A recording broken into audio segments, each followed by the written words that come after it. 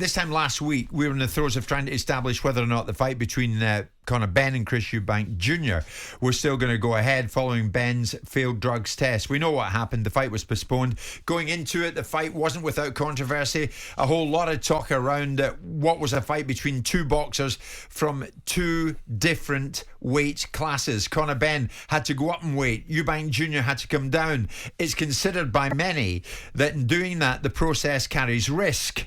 Spencer testified to that. So too did Adam Cattrall. But it's important to note, going into it, that both fighters agreed to the 157 catch weight. Now, Chris Eubank Sr.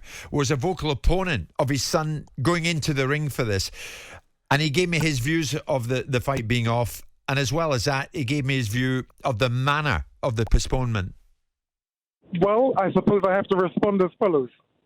Anyone who attempts to murder my son, I have my view of them, of which I'm going to share with the world. I mean, that's very strong, Chris. Anyone who attempts to murder my son. Hold on a minute. What do you mean strong? That's not strong. That's very polite for anyone who would attempt to murder my boy. So why is it strong? Because you know. No, sorry. Oh, of course, you don't know. That if you're 33 years old, you can't do what you used to do in your mid-20s, which is to lose weight and be able to handle the loss of that weight. To take a man down 3 pounds beneath the middleweight limit, which is 160 pounds, to have him boil down to 157 is literally attempted murder. And they wanted me to be an accomplice to it. They were asking me to take money to come onto the zone and be a part of it. They asked me to be in my son's corner. They were trying to pay me to be in my son's corner. They wanted me to be an accomplice to my son's murder. Now, if you think that's strong, you need to talk to Michael Watson. You need to talk to Gerald McClellan, if he can make sense. You need to speak to Nick Blackwell. You need to speak to Mike Tyson. You need to speak to Lennox Lewis. Then you'll understand the magnitude of this outrage. But Chris, correct me if I'm wrong, your son agreed to do that weight change, did he not? Yes, he wouldn't listen to me. He wouldn't listen to me. And so I had to go behind the scenes in silence and help them make the right decision. And the right decision was made the day before the fight was to take place. So you were relieved that the fight did not take place? Relieved is an insult. You have no idea what it means to lose a son. It's an insult to say to me, oh, you were relieved. Relieved? Relieved? Look, he's my son. I've loved him all his life, 33 years. I've done everything I can do to actually bolster him into a position of strength to where no one would cheat him and misuse him. See, if someone tried to murder your son, you would sound like me. And if you wouldn't sound like me, then you aren't a man. And I'm here to tell everybody that we're men. We're not boys, we're not idiots, we're not fools, we're not toddlers, we're men. And we have to protect our sons.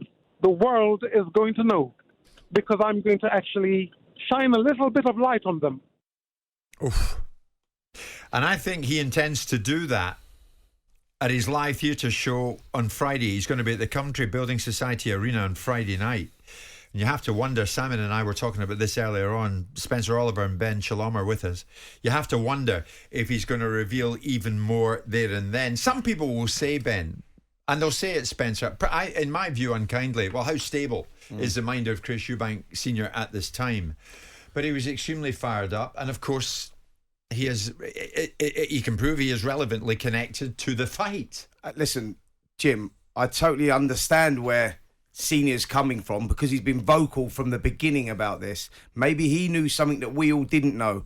And that's, he always wanted, he was never a fan of this fight going ahead. He always tried to sabotage this fight. He wanted it over, you know, and you can hear in his voice there, he is relieved. I know, listen, I'm better placed to speak about making weight than anybody because I nearly lost my life doing so. So I know, you know, how dangerous the sport is when dropping down a weight, and 3 pounds, which may not sound a lot of weight to a lot of people, is a hell of a lot of weight when you're tight at the weight. Chris Eubank is tight at 160. When they announced 157, I straight away thought, wow, they've got to keep an eye on this because that is an unrealistic weight and it is potentially harmful. So, you know, it's his father's son. I do understand exactly where he was coming from. He was worried. And then what has come to light since then with the failed drug tests of Conor Benn, etc., he's sort of like, you look at that and go, wow, you know, this was a serious situation we were getting into. I mean, Ben, you were not connected to the fight in any shape or form. How do you look at the way Eubank Sr articulated himself there, the vocabulary that he used? How comfortable or otherwise are you with the as a promoter with the word murder being in his dialogue? He's clearly emotional. As Spencer said, he never wanted this fight. There are weight divisions for a reason. I'd been involved in Chris Eubank Jr.'s last 2 fights, and I know to make 160 is something that he has to go through. So it was always going to be tough. I think Eubank Jr., he is a grown man. He obviously knew what he was doing, but I think that then compounded with the failed drugs test, that's when it became perhaps a circus, and that is when it became untenable, really, for him. And I can see, you know, we went through a lot last year. He lost Sebastian in a dreadful circumstance, and that's obviously in his mind. He is emotional right now, but I can see where he's coming from. It must have been an impossible situation for him. A lot is being said. Incidentally, we've reached out to the 2 boxing promoters regards Ben Eubank Jr, and we're still waiting for a response. But where does it leave the role of the promoter in boxing right now, Ben? And you are one. This is the thing. It's promoters need to be responsible for the sport because they've been given so much responsibility. The broadcasters don't pay the British Boxing Board like they do the Premier League or the FA. They pay the promoters, who are private businesses. And that's perhaps where the board needs more control. That's perhaps where the board needs more support. But ultimately, you have to take responsibility. We feel extremely responsible for all the fighters on our bill, for the sport in this country, for the health of the sport. And that's why last week doesn't just affect those involved, it affects everyone in boxing, because that's all that people were talking about for so long. And, you know, even this week, the thing that really frustrates me is we had a couple of broadcasters pull out of our press conference today because they'd had enough of boxing. You know, and that's the danger. They're sick of it. So today, a couple of broadcasters were due to Clarissa Shields. There's a huge amount of interest in this. We have BBC involved, ITV involved, Channel 4, Channel 5. But I'll just say there are sponsors now and broadcasters off the back of last week who are nervous about boxing because of what happened. Now, I'm hoping this week is going to completely flip that, and it will be extravagant and it will be amazing, and people will see what the sport for what it truly is. But that's how dangerous last week was, and that's why I'm not gloating, because it affects me as much as anyone in this sport. So how is boxing going to recover from this, if it even does? Hopefully it's a pivotal moment. Hopefully it's a watershed moment. Hopefully it's a time for change. Hopefully it's a time for a restructuring.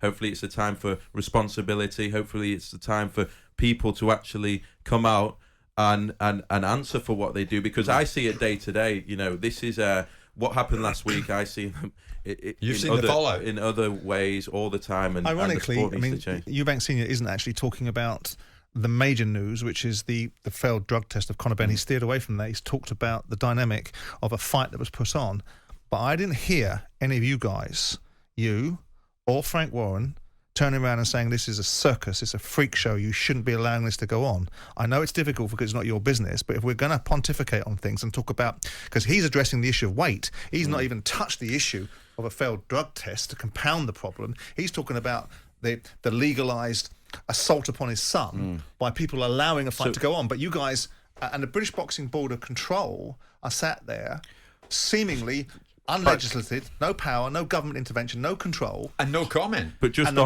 on that, when it was made, I was clear that I didn't think it was a fight that should be made. The problem I've got is because people see me as a vested interest, and clearly, you know, there was so much buzz about Eubank Jr against Conor Benn. There was so much, you know, the casual fans were getting involved. They loved it. For me to come out and say I think it's a circus, is difficult because all it's levelled at me is But you're you'd have- obviously going to would you have say made that. that fight You're then? obviously going to Would you say have that. made that fight? I If that- didn't think it was possible.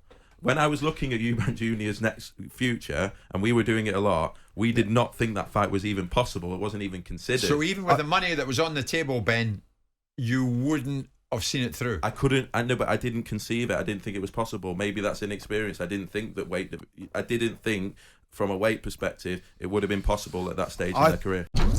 Jim White and Simon Jordan. Monday to Friday mornings from 10 on AM, on DAB, via the talkSPORT app and on your smart speaker. talkSPORT.